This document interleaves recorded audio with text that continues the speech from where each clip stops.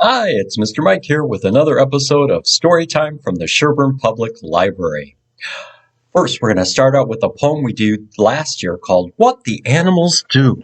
So I need everybody to get ready to be a bunny.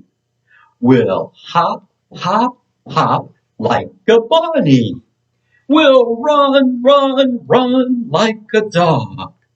We'll walk, walk, walk like an elephant. And jump, jump, jump like a frog. We'll swim, swim, swim like a goldfish. And fly, fly, fly like a bird. We'll sit right down and fold our hands and won't say a single word. Awesome. So, speaking of animals, do you know what animal this is? It might be an alligator. It might be a crocodile. For today, we're going to call it a crocodile. What color is our crocodile? He's green. Let's count our crocodiles. 1, 2, 3, 4, 5, 6, 7, 8, 9, 10. Let's count them on this page. 1, 2, 3, 4, 5, 6, 7, 8, 9, 10. 10 green crocodiles. Let's sing our song about counting things. We're going to sing 1 green crocodile. 1 green, 2 green, 3 green crocodiles, 4 green, 5 green, 6 green crocodiles, 7 green, 8 green, 9 green crocodiles, 10 green crocodiles. Okay, our book today is about another animal. Do you know what animal this is? It's an elephant, and his name is Horton. This book is called Horton Hears a Who by Dr. Seuss. It was Dr. Seuss's birthday on Wednesday, March 2nd. Okay, this is a little bit longer book than we usually read, so hang in there till we get to the end. Horton Hears a Who.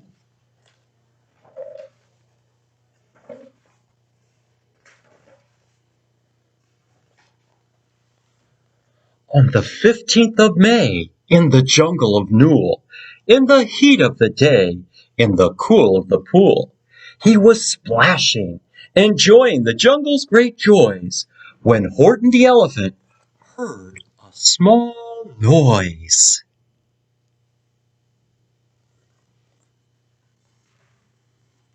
So Horton stopped splashing. He looked toward the sound. That's funny, thought Horton. There's no one around. Then he heard it again, just a very faint yelp, as if some tiny person were calling for help. I'll help you, said Horton, but who are you and where? He looked and he looked, he could see nothing there, but a small speck of dust blowing past through the air.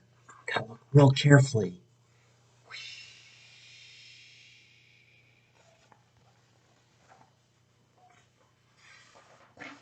I say, murmured Horton, I've never heard tell of a small speck of dust that is able to yell. So you know what I think? Why, I think that there must be someone on top of that small speck of dust. Some sort of creature of very small size, too small to be seen by an elephant's eyes. Look carefully.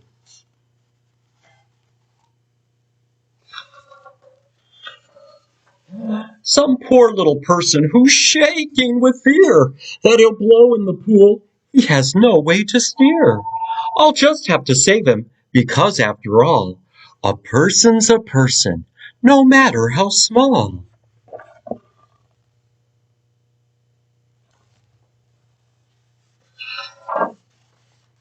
So gently and using the greatest of care, the elephant stretched his great trunk through the air. Stretch. And he lifted the dust speck and carried it over and placed it down safe on a very soft clover.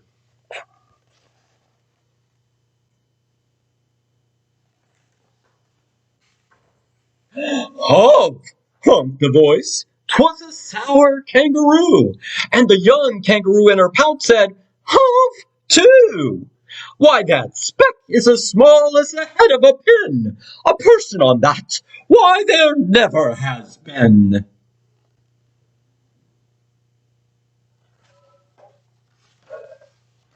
"Believe me," said Horton, "I'll tell you sincerely. My ears are quite keen, and I heard him quite clearly. I know there's a person down there, and what's more, quite likely there's two, even three, even four."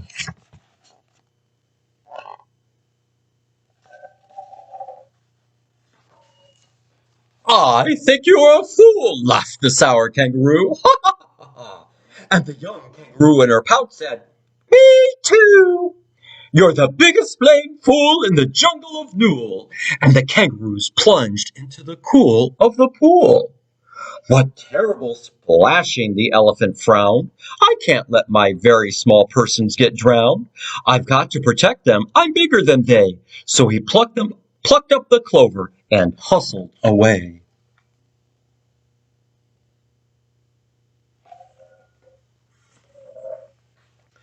Through the high jungle treetops the news quickly spread. "He talks to a dust speck. He's out of his head." Just look at him walk with that speck on that flower. And Horton walked worrying almost an hour. "Should I put the speck down?" Horton thought with alarm. "If I do, these small persons may come to great harm." "I can't put it down, and I won't, after all. A person's a person, no matter how small."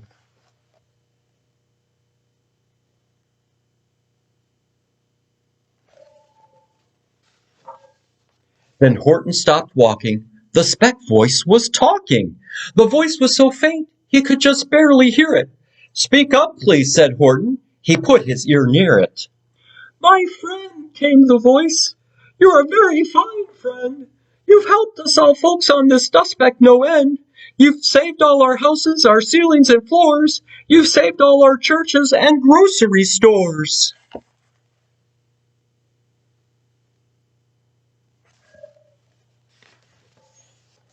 "You mean," Horton gasped, "you have buildings there too?"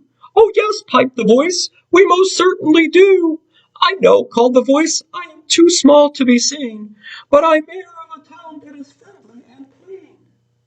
Our buildings to you would seem terribly small, but to us who are big, they are wonderfully tall.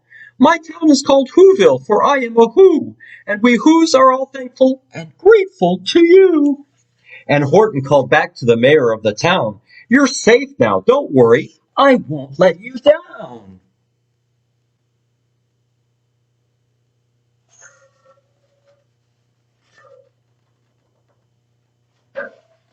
But just as he spoke to the mayor of the speck, three big jungle monkeys climbed up Horton's neck. The Wickersham brothers came shouting, "What rot! This elephant's talking to Whos who are not. There aren't any Whos, and they don't have a mayor, and we're going to stop all this nonsense, so there."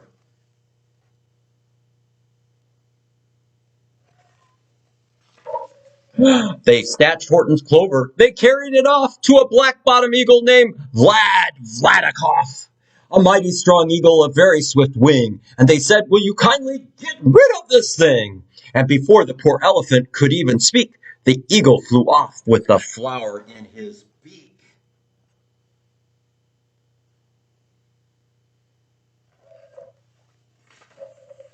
All that late afternoon and far into the night, that black-bottom bird flapped his wings in fast flight, while Horton chased after with groans over stones that tattered his toenails and battered his bones. And he begged, "Please don't harm all my little folks, who have as much right to live as us bigger folks do."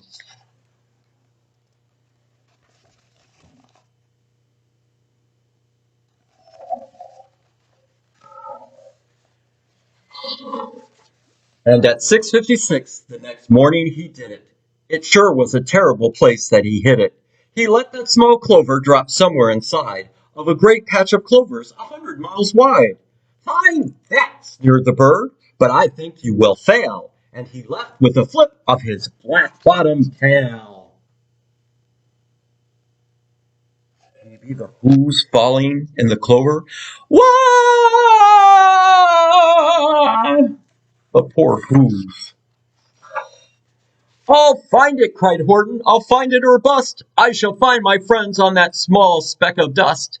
And clover by clover with care, he picked up and searched them and called, Are you there? Are you there? Are you there? Then on through the afternoon, hour after hour, till he found them at last on the 3,000,000th flower.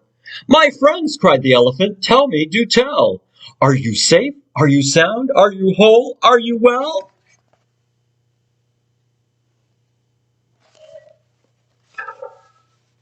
From down on the speck came the voice of the mayor. We've really had trouble, much more than our share. When that black-bottomed birdie let go and we dropped, we landed so hard that our clocks have all stopped. Our teapots are broken, our rocking chairs smashed, and our bicycle tires all blew up when we crashed. So Horton, please, pleaded that voice of the mayor's, will you stick by us who's while we're making repairs? Of course, Horton answered, of course I will stick. I'll stick by you small folks through thin and through thick.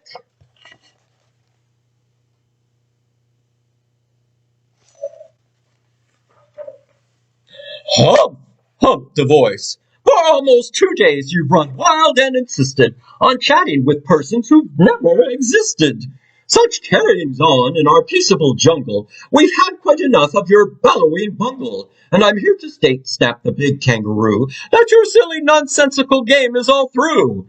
And the young kangaroo in her pouch said, Me too.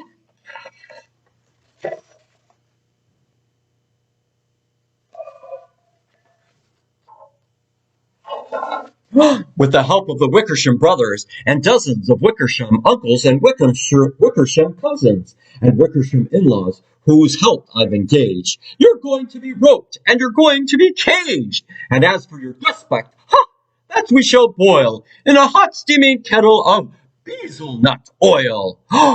Boil it, gasped Horton. Oh, that you can't do. It's all full of persons. They'll prove it to you.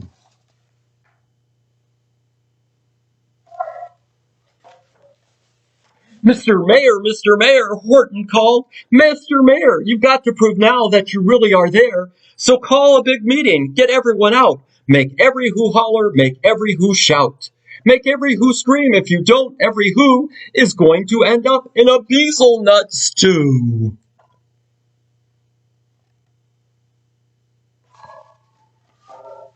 And down on the dust speck, the scared little mayor quick called a big meeting in the Whoville town square. And his people cried loudly, they cried out in fear, We are here! We are here! We are here! We are here! Can you shout that with them? We are here! We are here! We are here! We are here! The elephant smiled. That was clear as a bell. You kangaroos surely heard that very well. All I heard, snapped the big kangaroo, was the breeze and the faint sound of the wind through the far distant trees. I heard no small voices, and you didn't either. And the little young kangaroo in her pouch said, Me neither.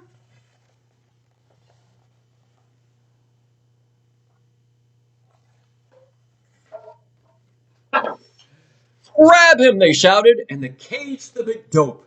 Lasso his stomach with 10 miles of rope. Tie the knots tight so he'll never shake loose. Then dunk that dumb speck in the bezelnut juice. Horton fought back with great vigor and vim, but the Wickersham gang was too many for him. They beat him, they mauled him, they started to haul him into his cage, but he managed to call to the mayor, Don't give up, I believe in you all. A person's a person, no matter how small. And you very small persons will not have to die if you make yourselves heard. So come on now and try.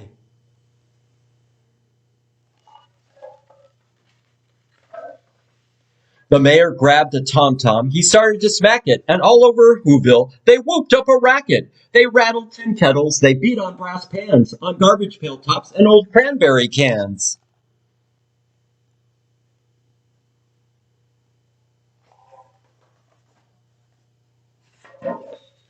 Great gusts of loud racket rang high through the air. They rattled and shook the whole sky. And the mayor called up through the howling mad hubbub, "Hey, Horton, how's this? Is our sound coming through?" And Horton called back, "I can hear you just fine, but the kangaroo's ears aren't quite as strong as mine. They don't hear a thing. Are you sure all your boys are doing their best? Are they all making noise? Are you sure every who down in Whoville is working? Quick, look through your town. Is there anyone shirking?"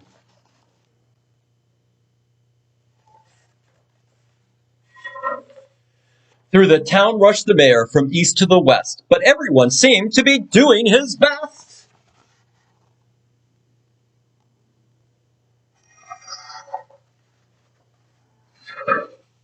And just as he felt he was getting nowhere, and almost about to give up in despair, he suddenly burst through a door, and that mayor discovered one shirker, quite hidden away, in the Fairfax Apartments, apartment 12J. A very small shirker named Jojo was standing there, just standing and bouncing a yo-yo, not making a sound, not a yip, not a chirp. And the mayor rushed inside, and he grabbed the young twerp.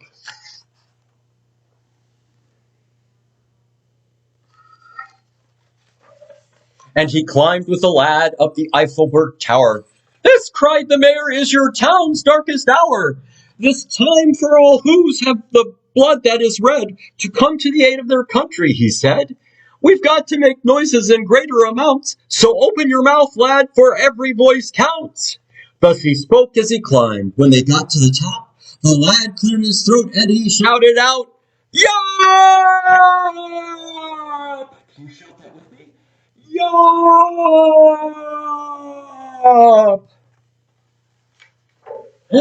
And that yop, that one small extra yop, put it over. Finally, at last, from that speck on that clover, their voices were heard. They rang out clear and clean. And the elephant smiled. "Do you see what I mean? They've proved they are persons, no matter how small, and their whole world was saved by the smallest of all."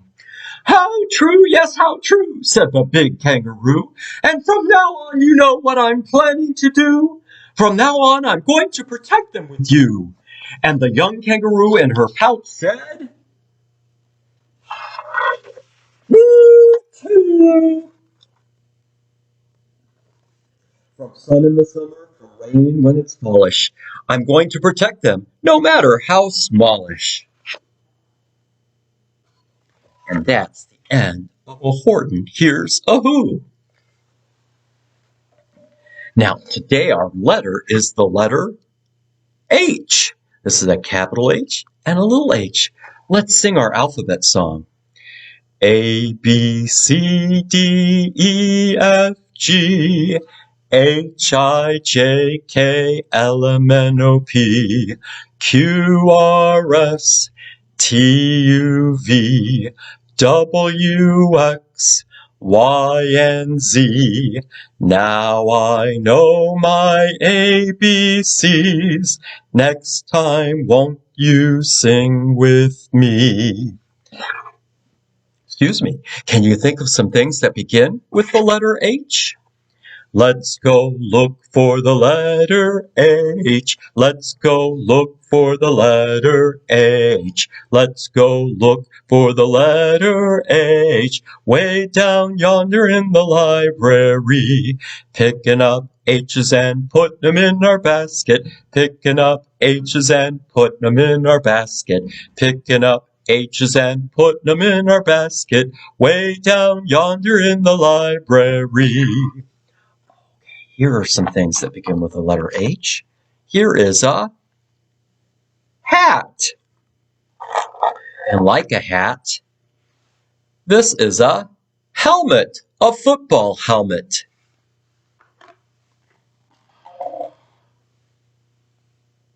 A hot dog. A heart.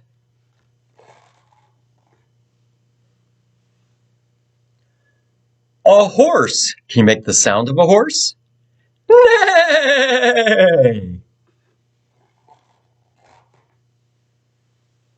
It's a hanger, to hang your clothes. And all of those things begin with the letter H, a capital H and a lowercase h. If we look back at our book, Horton begins with the letter H. Hears begins with the letter H. Horton hears a who. Those are all H's. Here's some other new books that we have. Hello Farm. Hello begins with the letter H. Love You by Heart. Heart begins with the letter H. Oh, look, and his name has an H in the middle. Peter H. Reynolds. There's another H. How to Catch a Snowman. How begins with the letter H. I'm a hare, so there. Hare begins with the letter H. Ooh. Hardly Haunted. Hardly has an H, and haunted has an H. All things with the letter H. Also, when we say happy birthday, like we would say, happy birthday, Dr. Seuss, happy begins with the letter H. Speaking of Dr. Seuss, our craft is we can make a Dr. Seuss hat with Horton the elephant on it. You can come, I've got a couple extra craft kits, and put together, you paste on Horton, and then you make your hat band, and then you can wear your hat and wish Dr. Seuss a happy birthday. Begins with the letter H. Okay, so now it brings us to the end of our story time. Let's go back to our song, Teddy Bear. Here we go.